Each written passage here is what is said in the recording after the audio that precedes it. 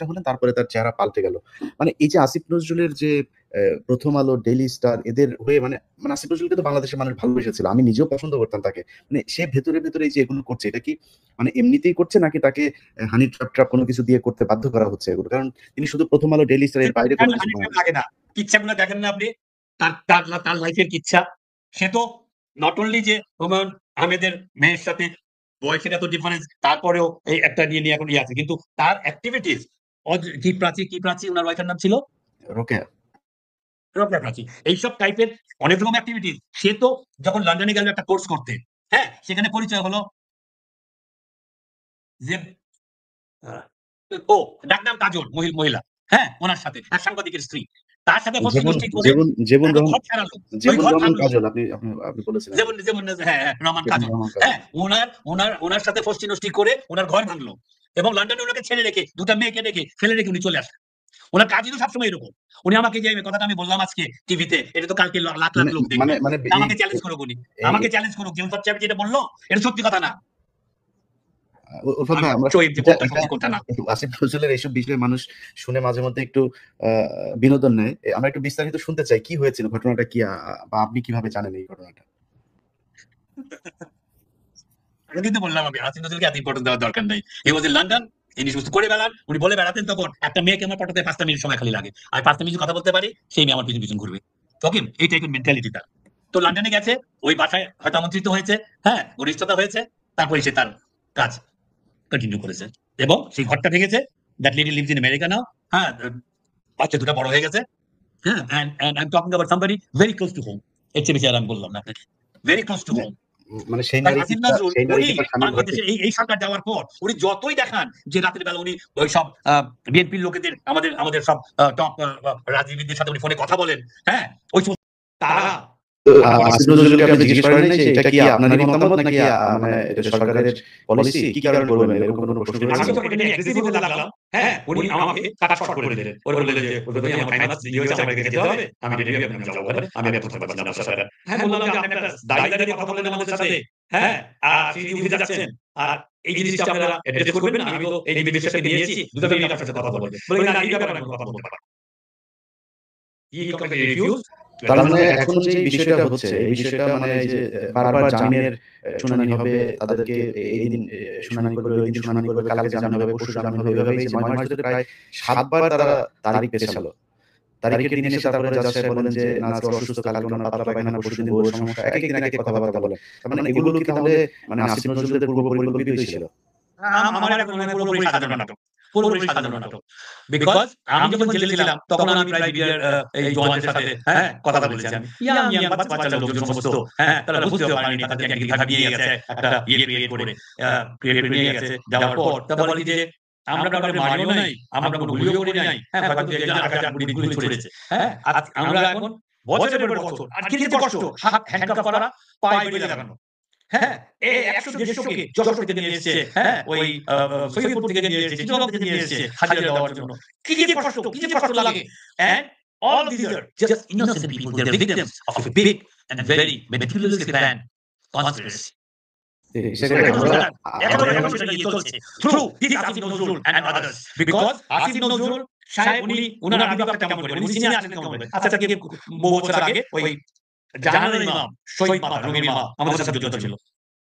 রুমি ওই যে খাদ্য নির্মূল কমিটির উনি একজন হলেন ২৬ জনের ইয়ে ২৬ জনের একজন। সেই সময় উনি প্রেস কভারেজে গিয়ে বললেন। সুন্দর করে গুছিয়ে কথা বলতে পারেন। তারপরে উনি হঠাৎ করে যখন জাহান ইমাম মারা গেলেন, চলে গেল লন্ডনে। উনি ডক্টর জাফরুল্লাহর উপরে পড়লেন। ডক্টর জাফরুল্লাহ মানুষ ভালোবাসে, দেশের মানুষ ভালোবাসে। হ্যাঁ, মিডিয়া অত্যন্ত ভালোবাসে। কাজে এখানে উনার উপরে উনি ভর করলেন। ভর করে তথ্য থাকলেন। এই তখনই আমাদের সাথে ঘনিষ্ঠতা বেশি। তারপরে হঠাৎ উনি লাভ দিয়ে ডক্টর প্রফেসর ইউনূসের উপরে। হ্যাঁ, এখন হ্যাঁ, এমন এক জায়গায় বসে আছেন এবং কল কাঠি ধরছেন উনারা ৪ জন মিলে। হ্যাঁ? তো উনারা সবকিছু ডিসাইড করেন। কার বিচার হবে, কোথায় বিচার হবে, কখন বিচার হবে, কখন নির্বাচন হবে, এটসেট্রা, এটসেট্রা। কাজেই আমরা একটা খুব ভালো জায়গায় আছি। বিকজ অফ ডক্টর ইউনূস আমরা অনেক বড় একটা প্রবলেম থেকে আমরা বের হয়ে গেছি। কারণ ভারত আমাদেরকে দিত না হলে। তাদের সবসময় প্রবলেম ছিল ডক্টর ইউনূসকে নিয়ে। এখন সেটা পার হয়ে গেছি। এখন কিন্তু এই আসিফ নজরুল সাহেবের লোকেরা এখনো সেখানে বিচরণ করছে এবং তারা অনেক কিছুর আপনি বলছেন যে বিডিআর কিলিং এর ক্ষেত্রে হবে না। আমাদের বিরুদ্ধে যে কেসগুলো আমি তখন আমেরিকায় থাকি গেছি আমি আমেরিকায় থাকা অবস্থায় ৮-১০টা কেস আমার বিরুদ্ধে। আমি নাকি ঢাকা পুলিশের ইয়েতে আমি ককটেল মেরেছি আমি। তো এই যে সমস্ত কেসগুলি আজকে ৮ মাস হয়ে গেল। আমাদের কেন গ্যাস দিতে হয়? কেন এই যে কয়েক লক্ষ কেস, কয়েক লক্ষ ৫৫ লক্ষ কেস এরকম কেস এগুলি বিএনপি লোকেদের বিরুদ্ধে, হ্যাঁ? সেগুলো কেন উইথড্র করা হচ্ছে না? কেন বিডিআর কে ফেস করা হবে না? ঠিক আছে, একটা বিচার করতে টাইম লাগে, সময় লাগে। আপনি এদেরকে কেন আপনি জেলে রাখবেন? কেন আপনি বেরিয়ে দিবেন না? আপনারা জানেন যে এটা big it's part very big conspiracy against the independence সভারেনিটি of Bangladesh. আপনি কেন যে জায়গায় বসে আছেন আইনমন্ত্রী হিসেবে আপনি কেন দেবেন না? আপনি এখন আইনমন্ত্রী চেহারা দেখেন না? কি অবস্থা তার? এই আনিসুল হকের। হ্যাঁ? কি দাপড়ানি তার? কি পাওয়ার তার? কি ক্ষমতা তার? সে টাকা বানাতে আপনার আত্মীয় আপনাদের বলে আমি এটা ইয়ে করলাম। হ্যাঁ, আমার বড় ভাই, আমি বড় আমার ছেলে, ও আমার ছোট বোন ছেলে। আমি যখন মাঝে মাঝে, হ্যাঁ, আমাদের বিএনপির হয়তো কেউ হাজির করবে, হয়তো ইয়ে করবে, আমার কাছে রিকোয়েস্ট এসেছে, আমি গিয়ে বলেছি ভাই কাল ওনাকে হাজির করবে, ওনার বিলটা দিয়ে দিও। যখন বাসায় গেছি তখন দেখেছি আমি ওনার বাসায় রাত 11:00-12:00 সময় আমি দেখেছি চিফ জাস্টিস, আইজি, র্যাবের চিফ, আইজি পুলিশের বিশাল ভেরি পাওয়ারফুল এবং এই কোভিডের সময় উনি যখন কোর্ট সবকিছু বন্ধ উনি উনার বাসায় উনি কোর্ট বসাতেন এবং জাজ আসতো কনভিক্ট আনা হতো এবং টাকা পয়সা কথা হয়ে গেলে তার বেগ থেকে বের হয়ে যেত এবং সে এত টাকা কামাতো যে তার বাসায় টাকা গোনার মেশিন বসিয়েছিল। ধরেন আপনাকে আমি বেরিয়ে দেবো, আপনাদের বড় মানুষ আপনি বিজনেসম্যান, আপনি ফেসে ফাঁসি দেওয়া হয়েছে, আপনি 1 কোটি টাকা আপনি বললেন ভাই আমি এখন বেরিয়ে বাইরে যাই, বাইরে গিয়ে বাইরে চলে যাবো, এখন এটা বসে থাকবো না, আমি 1 কোটি টাকা দেবো। 1 কোটি টাকা কে গুনবে সারা রাত বসে, মেশিন বসিয়েছে টাকা গোনার মেশিন। হ্যাঁ, তারপরে সে became the blue eyed boy of Sheikh Hasina. How? দুদকের সে অ্যাডভাইজার হলো। মেজর জামিনের কিলিং এর শেখ মুজিবুর রহমান কিলিং এর এই ডালাল ভাইদের বিরুদ্ধে, হ্যাঁ, এই কেসে সে কর্ণধার হলো। তারপরে পিবিআর কিলিং এই সমস্ত করে he became the blue eyed boy of Sheikh Hasina. তো দেখবে এত টাকা আমি রাখবো কোথায়? আমার ব্যাংক দরকার। সে একটা ব্যাংক খুলল আমার কুকুর নামে। চেয়ারপারসন কে ব্যাংকের জানারা বেগম আমার কুকুর। সে মারা গেল পরে তার গার্লফ্রেন্ড তৌফিকা করিম এখন টাকা পয়সা সব দিয়ে দিয়ে গেছে কানাডায়। ওকে? করল। তো এখন দেখেন না তার হাতের পিছনে নিয়ে আসে। আচ্ছা চৌধুরী সাহেব, আপনি এই ক্ষমতা থেকে যাওয়ার পর বিএনপি ক্ষমতায় আসবে কতদিন পরে, আজ হোক কাল হোক আপনি ইলেকশন দিতে হবে, নির্বাচন দিতে হবে। আর নির্বাচন আওয়ামী লীগের মতো একটা দলের সাথে পাঞ্জা লড়ে, হ্যাঁ, 15-16 বছর রাস্তায় ছিল বিএনপি। আর এখন আওয়ামী লীগ মাঠে নাই। আর আওয়ামী লীগ আগামী 100 বছরে আসতে পারবে না।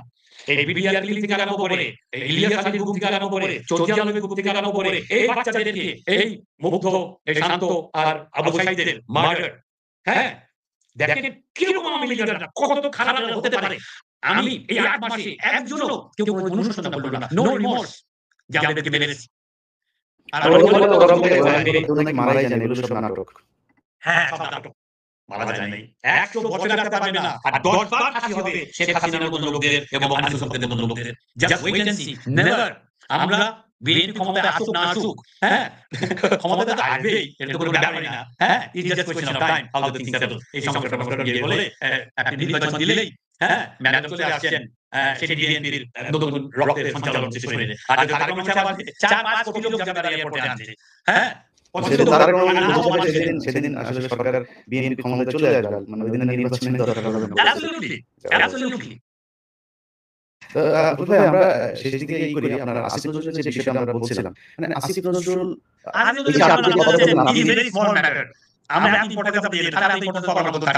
না, কিন্তু সে আপনি নিজে বললেন যে তার সাথে আপনার দীর্ঘদিনের সম্পর্ক, আপনি যখন তিনি